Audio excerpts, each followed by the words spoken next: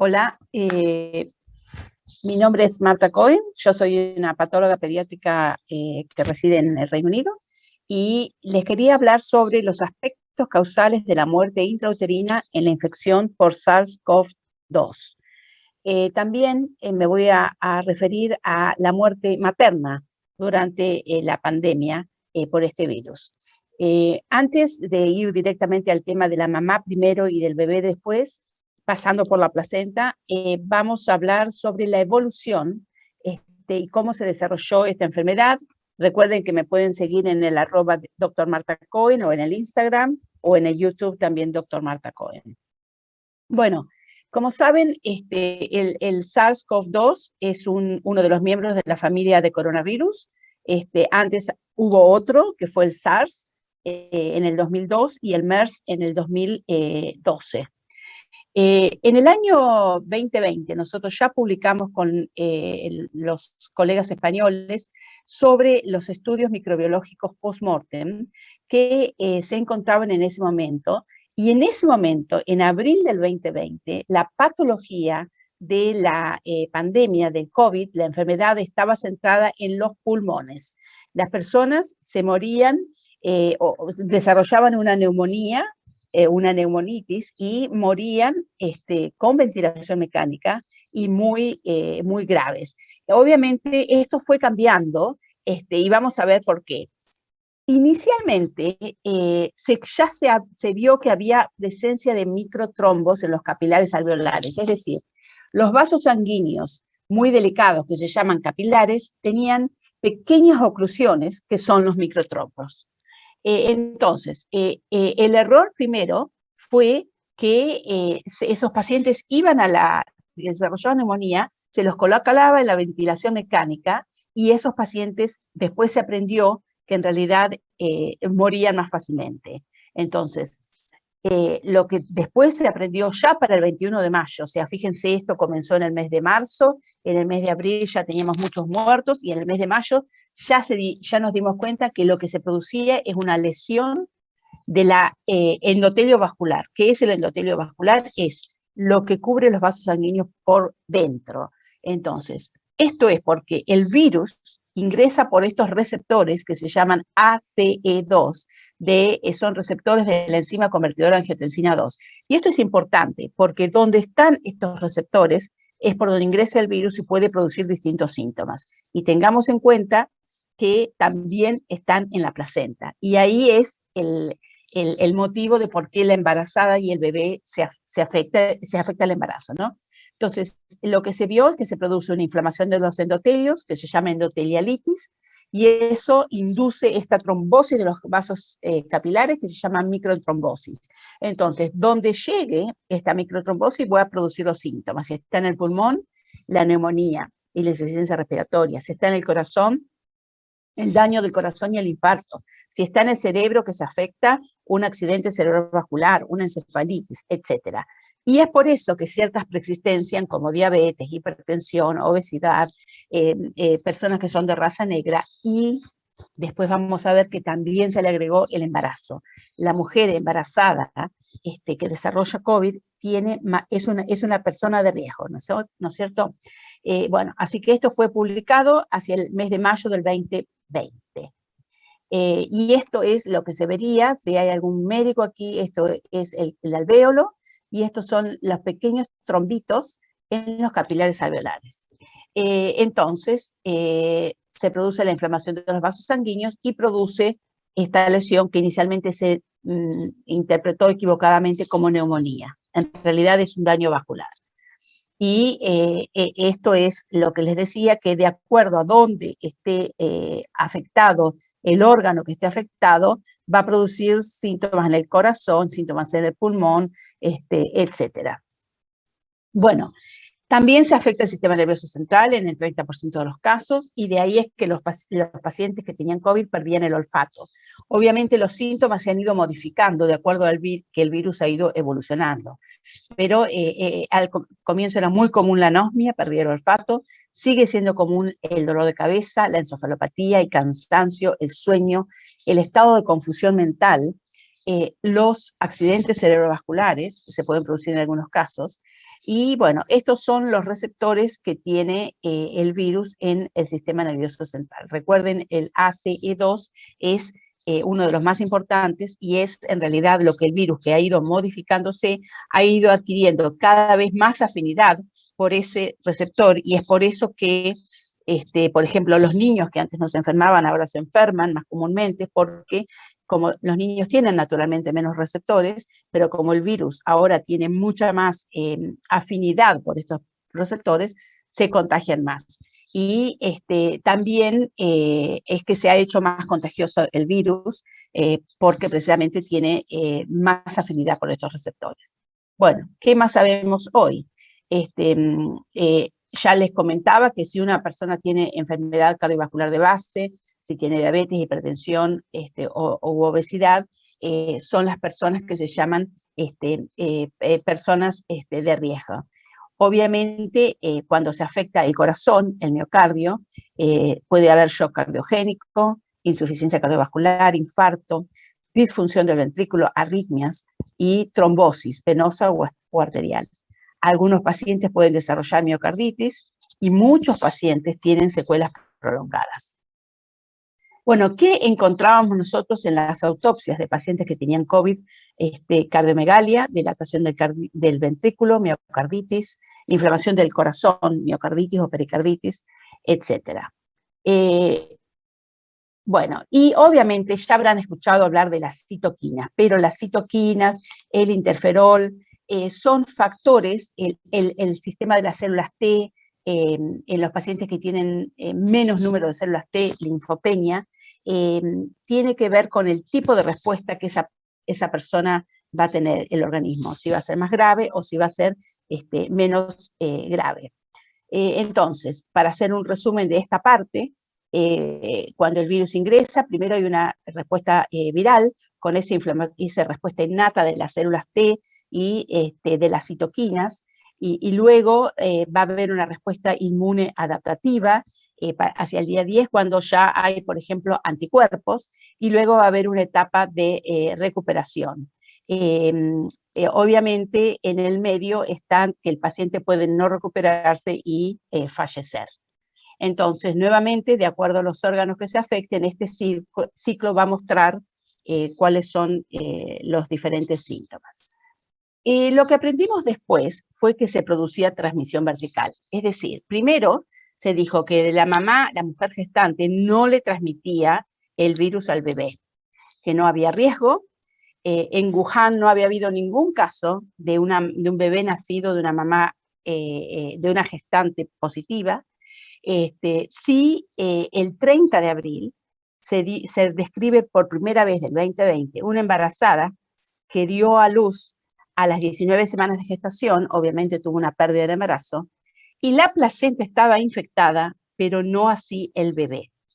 En el mes de mayo del 2020, la Universidad de Yale en Estados Unidos describe una embarazada que era COVID positiva, que tenía hipertensión asociada al embarazo, o sea, preeclampsia, tenía trastornos de la coagulación, que la hizo desarrollar una coagulación intravascular diseminada y la mamá abortó. Se produjo una pérdida del embarazo y también se encontró el virus en la placenta y en el cordón, pero no en el bebé. Y el virus estaba en las células de la placenta y se lo vio con el microscopio electrónico. Y esto es importante porque recién escuchamos de las trombofilias. Las mujeres embarazadas que tienen COVID pueden, sobre todo, y vamos a ver después, las que no están vacunadas, desarrollar una trombofilia, pero que en realidad no creemos que se vaya a repetir en el próximo embarazo, porque en realidad es inducida por el daño endotelial que se produce debido a la enfermedad de COVID. Lo que se vio en este caso de mayo del 2020, publicado por la Universidad de Yale, es que la placenta tenía, no solamente era positivo, sino que tenía un importante componente inmunológico. El 12 de mayo, una institución de vigilancia epidemiológica en el Reino Unido del embarazo estudió 427 embarazadas que eran positivas para COVID entre marzo y abril. Los factores de riesgo que tenían eran la edad materna, o sea, generalmente mujeres mayores de 35 años, generalmente más común de raza negra y otras minorías étnicas, obesas y con preexistencias como diabetes, hipertensión o asma. El curso clínico no fue más grave, pocas fallecieron, la incidencia de internación fue de 4.9 cada 1000 y la mortalidad fue baja, de 1 en 18.000 embarazadas. Y el 5% de los bebés nacieron infectados por COVID. El 6% de estos bebés infectados eran positivos antes de las 12 horas de vida. Es decir, que la transmisión vertical es posible, pero no es común. Y la mayoría de los bebés no se infectaron. Y fueron dados rápidamente de alta sin tener complicación mayor. También se publicó en Wuhan, se publicó en Bérgamo, se publicó en la Universidad de Chicago, y entonces esto en Estados Unidos. Esto sugiere ya en el 2020 que la transmisión podía ser posible vertical, de la mamá al bebé. Y en realidad es porque obviamente el virus está en la sangre de la mamá, pasa a través de la placenta llega al bebé por el cordón umbilical, y ahí es donde se produce el contagio. En mi experiencia, o la experiencia que tenemos hoy, es que la infección de la placenta es muchísimo más común que antes, precisamente porque el virus ha aumentado su afinidad por los receptores ACE2, donde también se encuentran obviamente en la placenta, pero es poco frecuente que el bebé nazca positivo. Entonces, estas son las vellosidades, y en estas vellosidades hay unas células que se llaman trofoblastos. Estos espacios entre las vellosidades de la sangre materna, donde viene el virus, ¿no es cierto?, que contienen el virus en las positivas. Y esta es la sangre fetal. Entonces, lo que nosotros vemos es con inmunohistoquímica, que es un marcador especial, lo que se ve así oscuro marrón es positivo, quiere decir que esta placenta tiene el virus. Y en este caso también lo vimos con microscopía, también se ve con microscopía electrónica. Bueno, de acuerdo al lugar de testeo, se ve que en el bebé es más común que esté en la muestra fetal, sangre en la muestra rectal o fecal, quise decir, también en algunos casos en la placenta, en el hisopado nasofaringio, en la sangre del cardón, es decir, que hay muchos lugares en donde puede encontrarse en el bebé, ¿no es cierto?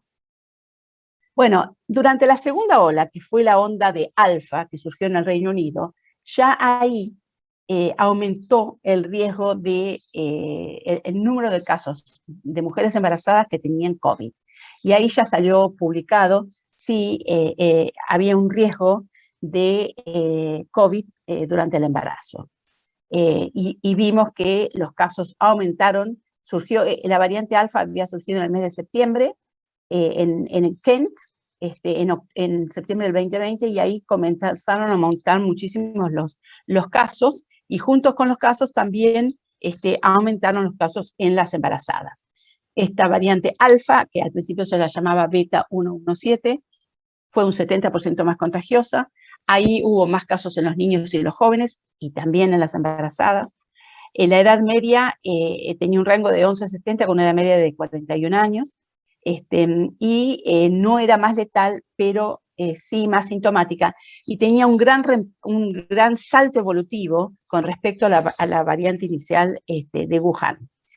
En el Reino Unido se hizo un estudio nacional en Inglaterra, en donde se estudiaron a los casos, a todas las mujeres gestantes, a todas las mujeres, perdón, y cómo estaban con respecto al COVID.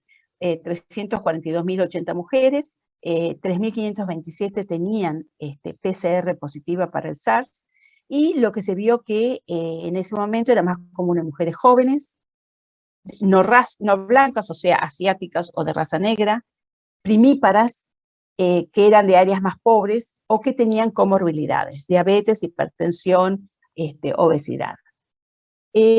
También en junio del 2020 sale publicado este artículo de las complicaciones y las muertes de mujeres embarazadas con COVID-19 en Estados Unidos. Y estudiaron 22.493 mujeres que tenían COVID, y lo compararon con las no embarazadas. Y 9%, prácticamente un 10%, requirieron más frecuentemente hospitalización, y la hospitalización fue significativamente más prolongada.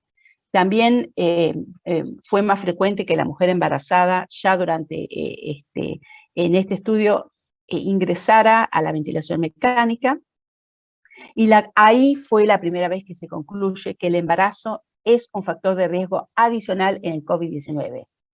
Por supuesto, si encima de que la señora está embarazada, es de una clase social baja y tiene alguna comorbilidad, el riesgo aumenta aún más. Es decir, el embarazo quedó entonces demostrado, no al principio, pero sí cuando aumentó la contagiosidad del virus, que el embarazo debe considerarse un factor de riesgo en el COVID-19. Otro estudio revisó 3.592 publicaciones. Entonces, vieron que las embarazadas con COVID tenían más muerte fetal intrauterina y nacimiento prematuro, y obviamente un bebé que nace antes de tiempo puede tener complicaciones por esto. Era más común que desarrollaban hipertensión, o sea, preeclampsia o eclampsia.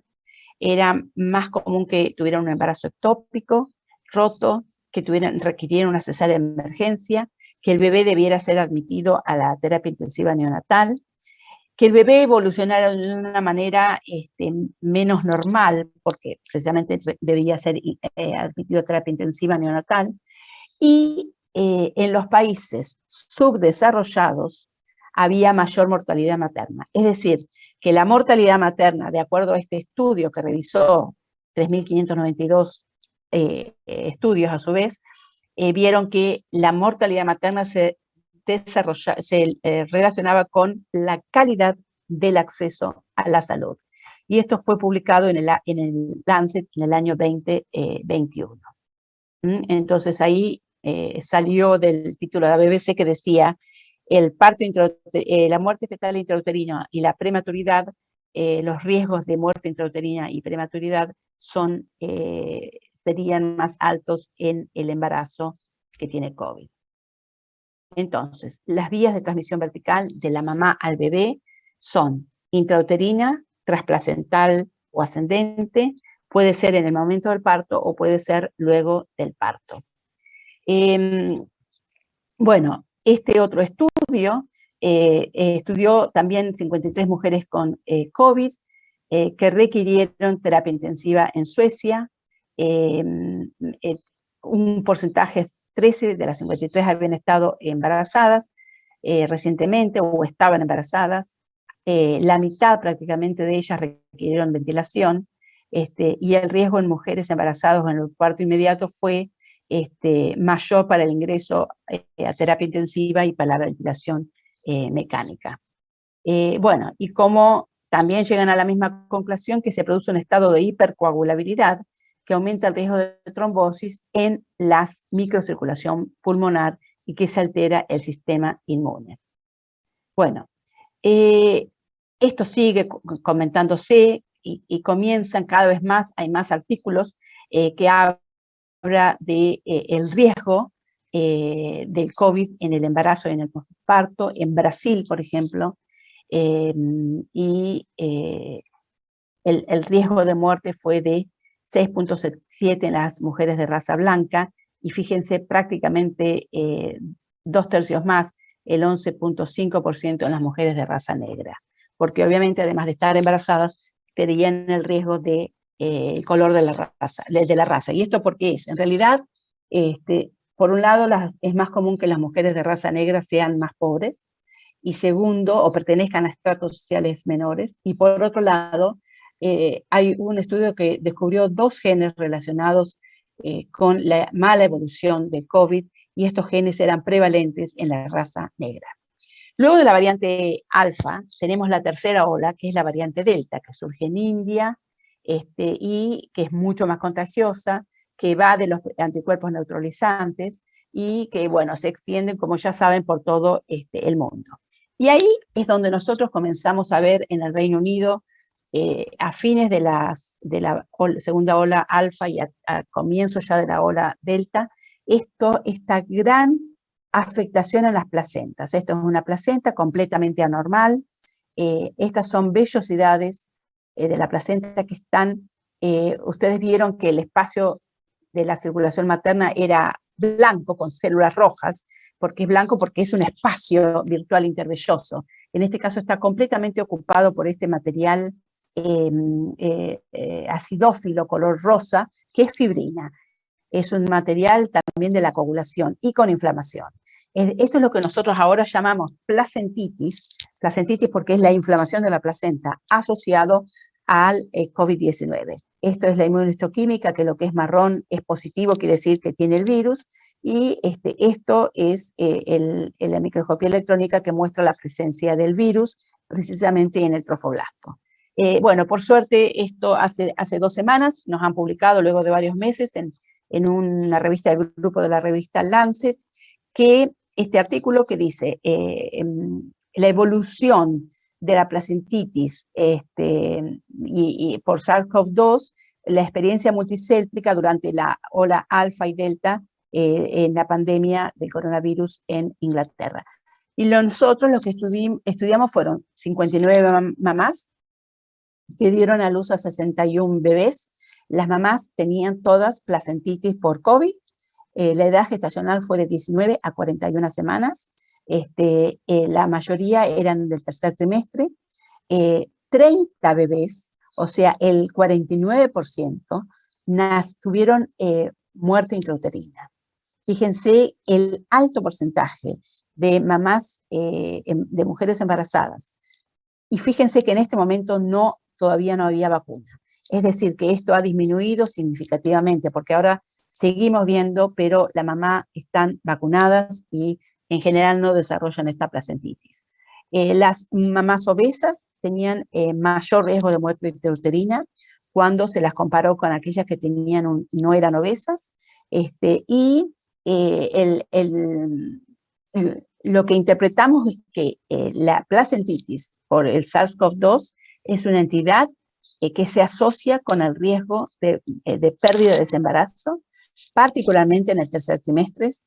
Lo importante es que nosotros vimos que muchas de las mujeres estaban asintomáticas y en muchos de los casos el obstetra nos refería a la placenta porque decía pérdida del embarazo en el tercer trimestre y la mamá ni siquiera sabía que había tenido el COVID, pero al principio le mandábamos a hacer PCR antes que tuviéramos el anticuerpo y comprobábamos que eso era el COVID. Bueno, este cuadro que se llama este depósito masivo de fibrina es un cuadro que ya existía. Lo que pasa es que ahora lo vemos muy frecuentemente asociado a el COVID. Y además, otra situación que también se veía en estas placentas o que se ve en estas placentas, es una histiocitosis crónica intervellosa. O sea, es una inflamación crónica con muchos histiocitos, que es una entidad que antes existía, pero que ahora las vemos a los dos juntos. Entonces, lo que hicimos, este depósito masivo de fibrina, es una condición de origen inmunológico rara, pero que la vemos ahora muy frecuentemente en las placentas con COVID. La intervillositis crónica histiocitaria también es rara y ahora las vemos a las dos juntas. Una cuestión importante es que en este caso, como es una infección aguda, el bebé nace de peso normal, aunque nazca fallecido, pero tiene el peso adecuado para esa gestación. Mientras que en estas dos condiciones, el depósito masivo de fibrina o la intervillositis, cuando no están asociadas a COVID, se asocian con un retraso de crecimiento intrauterino. Lo que nosotros sabemos que estas dos condiciones, el depósito masivo de fibrina y la intervillositis, tienen una alta recurrencia variable para el próximo embarazo. Nosotros pensamos que no va a ser el caso de los bebés fallecidos en el vientre materno debido a COVID, porque esto se debe a una situación aguda por el COVID. De hecho, nosotros hemos estudiado muchísimas placentas en donde el embarazo llegó a buen término, la mamá tuvo COVID, el embarazo llegó a buen término, no se perdió y cuando nos mandan la placenta para estudiarla, la placenta es normal. Así que lo que creemos es que si la mamá desarrolla la placentitis por COVID y ese embarazo se afecta, vemos la placentitis. Si la mamá no desarrolla, si tiene COVID, pero sigue una evolución normal, esa placenta no se afecta. De ahí, entonces, ¿qué es? ¿Cómo prevenir la placentitis y la muerte intrauterina? La vacuna.